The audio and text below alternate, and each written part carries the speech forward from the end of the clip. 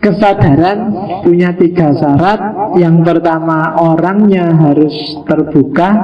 Yang kedua, sifatnya intensional. Dan yang ketiga, aktif, tidak pasif. Itu syaratnya kesadaran. Jadi yang pertama, terbuka, jangan ditutup. Kalau kamu tutup, kamu tidak akan dapat wawasan baru, tidak akan dapat pengetahuan baru, tidak akan dapat kesadaran baru. Dirimu harus terbuka. Terbuka dan juga jangan bikin dirimu terlalu penuh. Kalau terlalu penuh nggak bisa diisi lagi. Jadi kalau dibuka, isinya agak dikosongkan, meskipun nggak semuanya dikosongkan, biar ada wawasan baru, pengetahuan baru. Karena banyak di antara kita yang ditutup atau dibuka tapi dianya sudah penuh. Kalau dibuka dan sudah penuh, itu hasilnya adalah konflik, luber mesti. Bahasa Jawa Timurnya amber, nggak ngatasi. Jadi itu yang bikin lahir konflik. Orangnya nggak terbuka atau dibuka tapi sebenarnya sudah penuh, nggak ada kesempatan untuk yang lain. Kalau memang kamu tidak mau buka atau merasa bahwa kamu sudah final, sudah penuh, ya sudah, tidak usah diskusi. Karena kalau kamu diskusi mesti konflik, hasilnya tabrakan. Jadi itu intensionalitas. Nah, kombinasi antara keterbukaan, intensionalitas, dan aktif yang tidak pasif, itu gambarannya seperti ini. Contohnya misalnya kesadaranmu terhadap Palu. Ngerti Palu ya? Bukan Paluan ya, Palu pemukul, bukan Palu ibu kota di luar Jawa, bukan nama daerah. Hammer, martel. Martel itu kesadaran yang alami beda-beda tergantung siapa.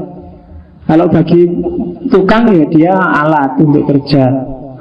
Bagi bakul, pedagang, martil itu ya dagangan. Bagi pembunuh, aku nggak tahu, tiba-tiba aku kok nemu pembunuh.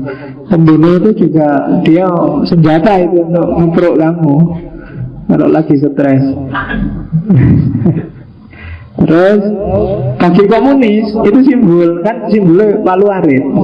Loh kan, begitu lihat palu, wah simbol, berarti kamu komunis. Kalau yang muncul di kesadaranmu itu. Bagi anak-anak itu mainan, ya kan? Palunya sama, tapi kesadaran yang muncul di siapanya beda. Barangnya juga masih sama seperti itu. Bagi filosof kayak yang digambar itu, palu itu dipikir itu jeruk. Kenapa kok ada palu? Apa tujuannya palu? Itu filosof, bahan refleksi.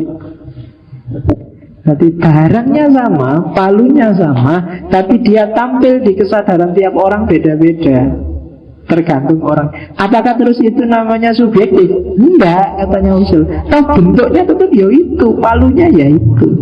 Hanya saja dibunyikan secara berbeda oleh masing-masing individu. Yang membedakan bukan objeknya, tapi kacamata, ya kayak raja tadi lo, kacamatanya. Kalau dia pakai kacamata hijau, palunya jadi warna hijau. Kalau dia pakai kacamata merah, palunya jadi warna merah. Dan kesadaran yang beragam itu nanti kalau di dunia manusia kita sebut sebagai makna. Kan itu, ini kan sama dengan makna. Tukang memaknai palu sebagai alat kerja, pedagang memaknai palu sebagai barang dagangan, pembunuh memaknai palu sebagai senjata mematikan. Terus itulah makna. Berarti makna itu, ya kan, tampilnya realitas dalam kesadaran seseorang akan melahirkan makna. Masjid ini bagi kita yang muslim kan maknanya sakral. Kamu naik ke sini aja sandalmu kamu copot, tapi kalau di kelas yang sana kan kamu nggak nyopot sandal. Kenapa sandalmu kamu copot? Karena kamu sakralkan masjid ini. Dan itu munculnya tidak, jadi sakralitas itu tidak ada di masjid ini, tapi ada dalam dirimu.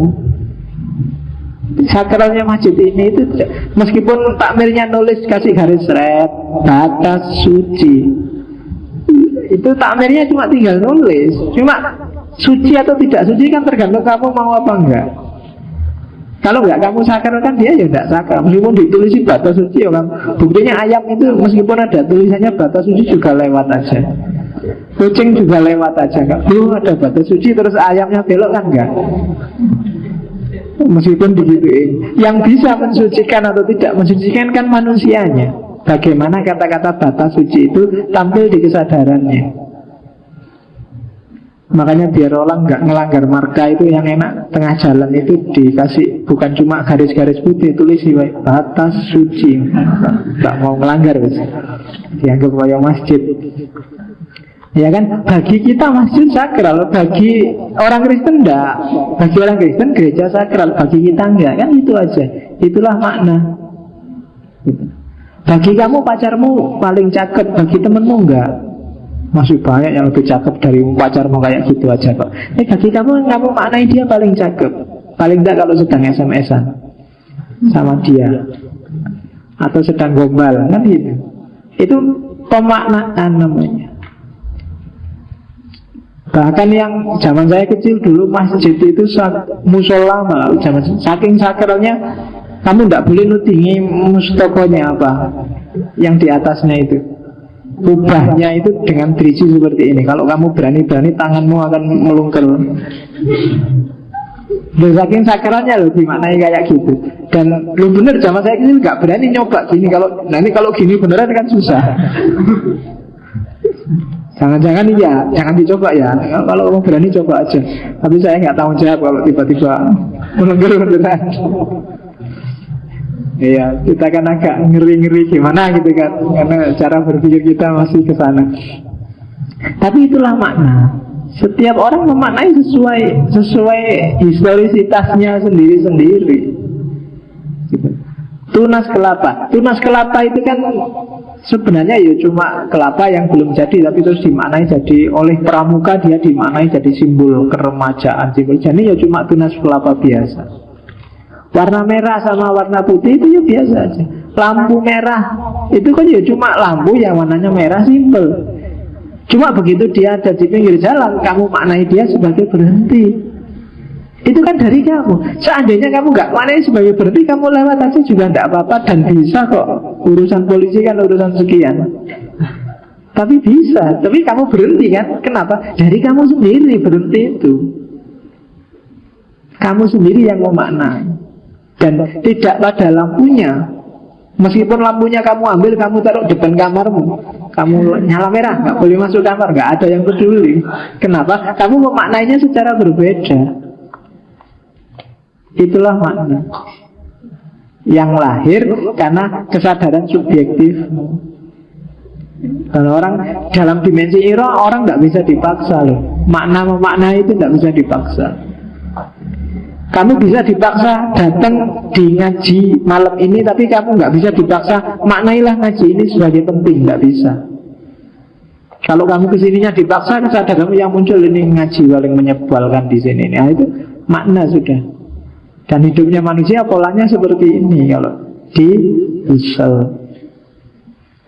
Oleh karena itu katanya Husserl, dari makna pemahaman biasanya terus diekspresikan. Dan ini ada langkah selanjutnya yang agak perlu dipahami, namanya deskripsi fenomenologis. Setelah kita paham makna, pemahaman kita ini kan terus kita ekspresikan, kita deskripsikan. Ketika seseorang mendeskripsikan fenomena, itu sebenarnya kalau di situ disebut dia sedang menciptakan objek yang baru. Maksudnya apa sih? Kayak tadi loh, masjid ini itu ya cuma masjid biasa, sama kayak rumah, sama kayak semua bangunan yang lain. Cuma kita kan memaknainya secara berbeda. Nah, kalau kita ekspresikan pemaknaan kita, ini kan sebenarnya kita sedang melahirkan sesuatu yang baru. Jadi memaknai sesuatu itu sama dengan dalam tanda petik menciptakan sesuatu.